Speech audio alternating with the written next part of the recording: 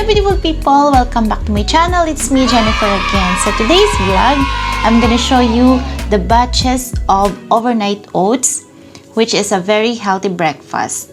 So let's dive in.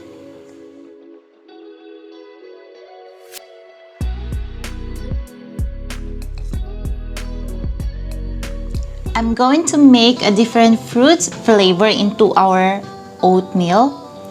So we have here an apple, banana, blueberries, strawberry, and peach. So let's start.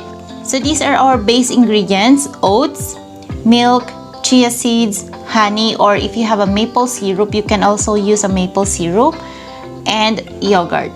So let's add our half a cup of oats into our jar.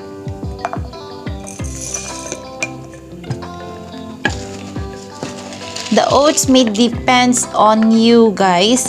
If you have a very big jar, then you can put more oats, and if you want something more creamy, you can also add more oats. But for me, I like something liquidy.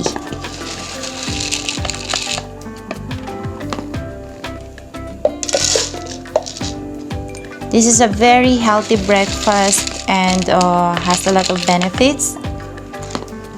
And also, it is a grab and go breakfast with no cook. It is one of the easiest.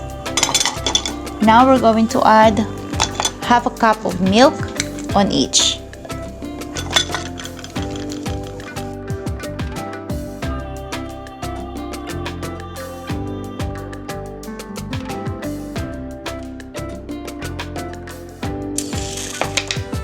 Now let's go into add 1 tablespoon of chia seeds,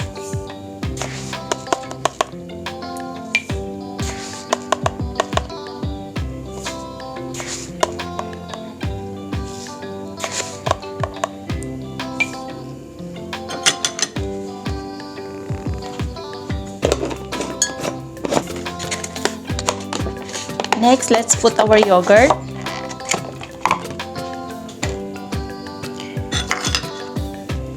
The yogurt may totally depends how much you want to put.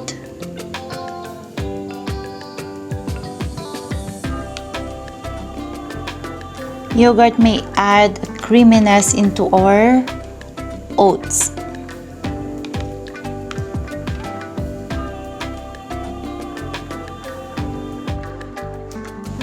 Now we're going to add the honey.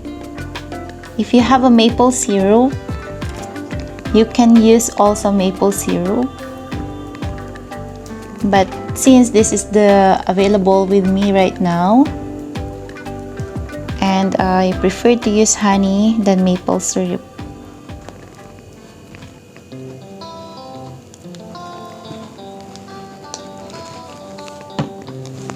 Now that we're done putting our base ingredients, let's going to put the fruits. Wow! That will be added a flavor into our oats. So in this jar, I'm going to put apple,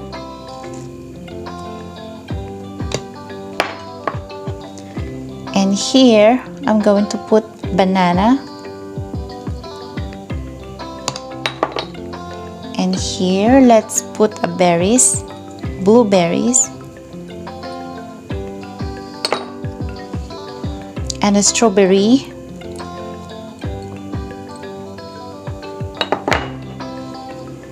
and peach.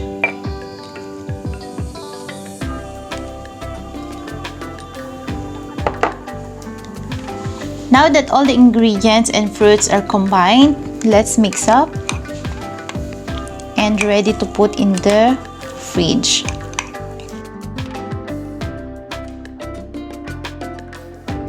You may add a splash of milk later on if you want something liquidy, just like me. Or if you want something creamy and thick, then you may leave it like as it is.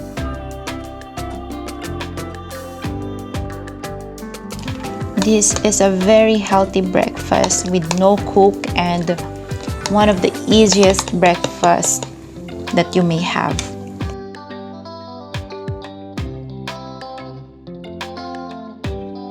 In order for you to identify which flavor you want to have on your breakfast, you can add a little bit of the sliced fruits here.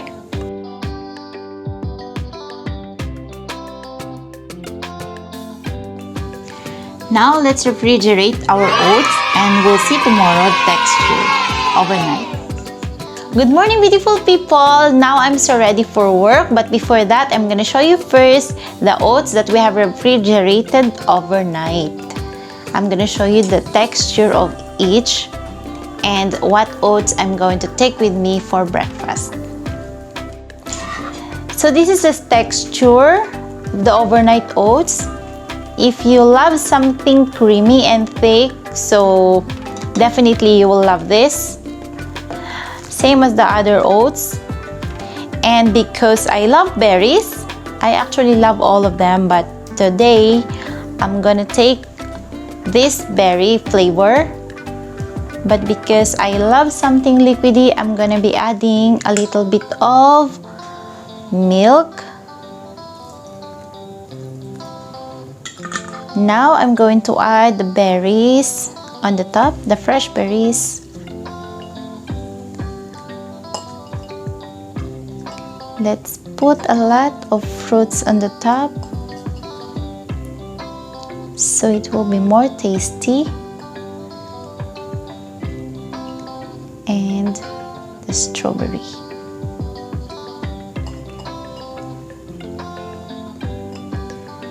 Guys, if you like, you can also add nuts.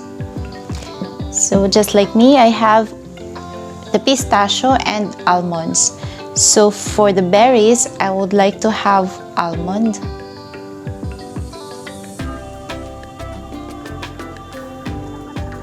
And for the others, I can put here pistachio and peach flavor. And almond here with the strawberry.